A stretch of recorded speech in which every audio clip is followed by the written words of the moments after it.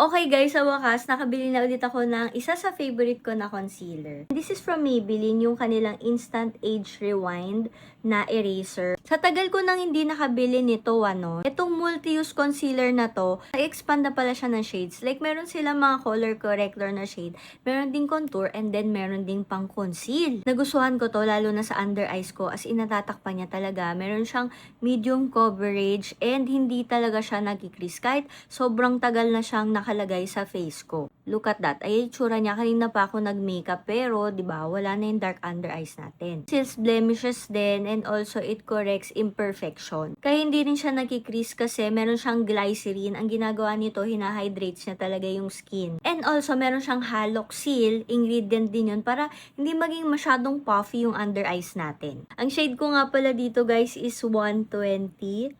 Ayan yung itsura niya. Honestly, nung una ko itong ginamit, sabi ko parang unhygienic naman yung kanyang cushion. Pero guys, meron siya antimicrobial system. So, parang alam niyo yun, nalilinis pa rin naman siya. Or hindi siya ganun agad-agad nagkakadumi. If ever naghahanap kayo ng isa sa magandang concealer, sakto kasi birthday ni Maybelline at naka-sale siya. So, lalagay ko siya dyan sa yellow basket para makabili na rin kayo.